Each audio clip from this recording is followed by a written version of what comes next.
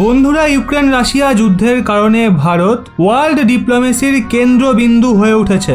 আজ প্রত্যেকটা দেশ ভারতের সঙ্গে নিজের সম্পর্ক ভালো আর বেশির থেকে বেশি ভারতের সঙ্গে বাণিজ্য করতে চায়। এখন একটা দুটো নয়, বরং প্রায় 27টা দেশ দ্বারা ভারতের জন্য একটা বড় সুখবর দেওয়া হয়েছে। আর প্রায় 8 বছর পর নিজেদের নিয়ম কানুন ওই দেশগুলো ভারতের জন্য ভাঙছে। তারা স্পেশাল ছাড় ভারতকে দেওয়ার জন্য তৈরি রয়েছে। এটাই আমাদের মেন টপিক। এই ব্যাপারে আপনাদের পরে বলছি, কিন্তু তার আগে জার্মানি থেকে একটা বড় আপডেট বেরিয়ে সামনে এসছে, সেই ব্যাপারে আপনাদের বলে দিই। আসলে এর আগে আমরা জানতাম ভারতকে G7 সামিটে জার্মানি ডাকবে না, ব্লুমবার্গের রিপোর্ট অনুসারে। ব্লুমবার্গের সেই রিপোর্ট বেরিয়েছিল 24 ঘন্টাও হয়নি, আর জার্মানি তার স্ট্যান্ড একদম ক্লিয়ার করে দেয়। আপনারা স্ক্রিনে সেই আর্টিকেল দেখতে পারেন, যাতে লেখা রয়েছে, this is false, Germany rejects report claiming it did not invite India to G7 meet over Russian sanction.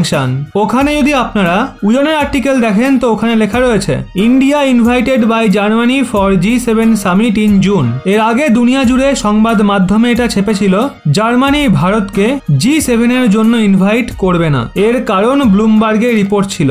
আপাতত জার্মানি ব্লুমবার্গের রিপোর্টকে ভুল বলেছে, আর উল্টে ভারতকে G7 সামিটের জন্য ইনভাইট করে দেওয়া হয়েছে। তো এটা অনেক বড় একটা ডেভেলপমেন্ট, আর ওই সমস্ত দেশের জন্য ঝটকা যে দেশগুলো খুশি হচ্ছিল এটা ভেবে যে ইউরোপিয়ান কান্ট্রিগুলো ভারতকে উচিত শিক্ষা দেবে। এবার আসি বন্ধুরা আমাদের মেন টপিকে। রেফারেন্স হিসেবে আপনারা হিন্দুস্তান টাইমসের আর্টিকেল স্ক্রিনে দেখতে পারেন, যাতে লেখা রয়েছে, ইউরোপীয় union wakes up, moves on FTA with India. আসলে ভারত সরকার বিশ্বজুড়ে ভারতের দাম বাড়ানোর জন্য সব ধরনের প্রয়াস করছে, যা প্রত্যেক সরকারেরই করা উচিত। সরকার প্রত্যেক দেশের সঙ্গে নিজের ভালো সম্পর্ক স্থাপন করতে চায়, আর এর জন্য তারা চেষ্টাও করছে। ভারত এবং ইউরোপীয় ইউনিয়ন 8 বছর পর পুনরায় ফ্রি ট্রেড এগ্রিমেন্ট নিয়ে আলোচনা শুরু করে দিয়েছে। ওদিকে দুপক্ষ জলবায়ু পরিবর্তনের ওপরেও কাজ করার কথা দিয়েছে। আসলে ভারত এবং ইউরোপীয় ইউনিয়নের মাঝে একটা ভার্চুয়াল সম্মেলন হয়। ইউরোপীয় ইউনিয়নের নেতারা প্রথমবার ভারতের প্রধানমন্ত্রী নরেন্দ্র মোদীর সঙ্গে একসাথে সাক্ষাৎ করেছে। ভারত এবং ইউরোপীয় ইউনিয়নের নেতাদের মাঝে হওয়া শিখর সম্মেলন মুখ্যভাবে 3টে বিন্দু কেন্দ্রিক ছিল। এতে প্রথমে রয়েছে ট্রেড, টেকনোলজি, কানেক্টিভিটি, দ্বিতীয় কোভিড-19 সিচুয়েশন, জলবায়ু পরিবর্তন, ওদিকে তৃতীয় বিদেশ নীতি, সুরক্ষা এবং ক্ষেত্রীয় বিষয়। এই আলোচনাকে সফল করার জন্য ভারত এবং ইউরোপীয় ইউনিয়ন একে অপরের বাজার রিলেটেড সব সমস্যার সমাধান করার জন্য রাজি হয়ে যায়। আসলে পেটেন্ট, ভারতীয় পেশাদারদের ইউরোপের ভিসা, ডেটা সিকিউরিটির মতো বিষয়কে নিয়ে 2013-তে ভারত এবং ইউরোপীয় ইউনিয়নের মাঝে ফ্রি ট্রেড এগ্রিমেন্টের জন্য চলা আলোচনা বন্ধ হয়ে গেছিল। ইউরোপীয় ইউনিয়নে প্রায় 27 দেশের একটা আর্থিক এবং রাজনৈতিক সহযোগ রয়েছে। ইউরোপীয় ইউনিয়ন এমনিতে অনেক শক্তিশালী, এমনকি UN এর পর সবচেয়ে শক্তিশালী স্যাংশন ক্ষমতা ইউরোপীয় ইউনিয়নে রয়েছে বলেই মনে করা হয়। এতে মোট 27টা দেশ রয়েছে, যাতে জার্মানি, ফ্রান্স, অস্ট্রিয়া, সুইডেনের মতো শক্তিশালী দেশগুলো সামিল রয়েছে। ইউরোপীয় ইউনিয়নের ফ্রি ট্রেড এগ্রিমেন্টের মানে হলো সব দেশের মার্কেট ভারতের মুঠোর মধ্যে চলে আসবে।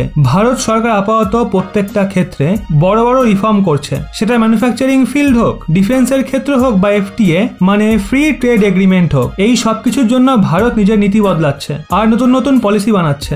যেমনটা আমরা সবাই জানি, ভারত এই সময় মেক ইন ইন্ডিয়াকে গুরুত্ব দিচ্ছে, যার জন্য ম্যানুফ্যাকচারিং ইউনিটে বিশেষ নজর দেওয়া হচ্ছে। মেক ইন ইন্ডিয়া থ্রু এটা সরকারের দায়িত্ব হয়ে যায় ভারতের প্রোডাক্টকে বিদেশি বাজার পর্যন্ত পৌঁছানো, আর সেগুলোর ওপর ট্যাক্স যেন কম লাগে সেটাও দেখা, যার জন্য সস্তা দামে পণ্য সামগ্রী আমরা উন্নত দেশগুলোকে বিক্রি করতে পারবো এবং লাভের মুখ দেখতে পারবো। এর জন্য ফ্রি ট্রেড এগ্রিমেন্ট প্রচন্ড জরুরি হয়ে উঠেছে, আর এই বিষয়ে ভারতের রেকর্ড অতটা ভালো নয়। আর ভারত হাতে গোনা কয়েকটা ট্রেড এগ্রিমেন্টই এখনো অবধি সাইন করেছে। যবে থেকে নরেন্দ্র মোদী ক্ষমতায় এসে তবে থেকে ভারত কেবল দুটো দেশের সঙ্গেই ট্রেড এগ্রিমেন্ট সাইন করেছে, যেখানে একদিকে রয়েছে অস্ট্রেলিয়া আর অপরদিকে UAE। তাহলে কি এটা সরকারের ব্যর্থতা? আজ্ঞে না, এরকম কিছু না। আসলে ভারত ওই দেশগুলোর সঙ্গে ট্রেড এগ্রিমেন্ট সাইন করছে যার থেকে আমাদের ফায়দা হবে। আমাদের ভারতের পূর্ববর্তী সরকার অনেক দেশের সঙ্গে ট্রেড এগ্রিমেন্ট সাইন তো করেছিল, কিন্তু তাতে ভারতের লোকসান হচ্ছিল। ফ্রি ট্রেড এগ্রিমেন্টকে নিয়ে কানাডা, ইসরায়েল, ব্রিটেন এবং অন্যান্য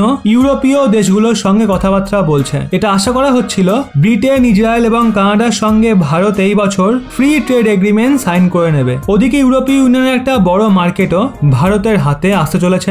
আজ আমাদের প্রতিবেশী দেশ চীনের ট্রেড $3 ট্রিলিয়ন পৌঁছে গেছে। এর একটা বড় কারণ হলো ট্রেড এগ্রিমেন্টটি, যেটা তারা ভিন্ন ভিন্ন দেশের সঙ্গে সাইন করেছে। ওদিকে ভারত 2000 2027-এর মধ্যে নিজের টোটাল এক্সপোর্টকে $2 ট্রিলিয়ন নিয়ে যাওয়ার লক্ষ্য রেখেছে। এই লক্ষ্য ভারত তখনই অর্জন করতে পারবে যখন ভারত এমন ডিল সাইন করতে পারবে যেখানে ভারতেরও ফায়দা থাকবে। যেভাবে এই দিশায় ভারত এগিয়ে চলেছে, ভারতের লক্ষ্য আগামী সময়ে অবশ্যই পূরণ হবে। ওদিকে এই সমস্ত কিছুর ক্রেডিট ক্যাবিনেট মিনিস্টার সহ ভারতের প্রধানমন্ত্রী এবং বিদেশ মন্ত্রীর। ভারত নিজের এক্সপোর্টকে বাড়ানোর জন্য দ্রুত কাজ করছে।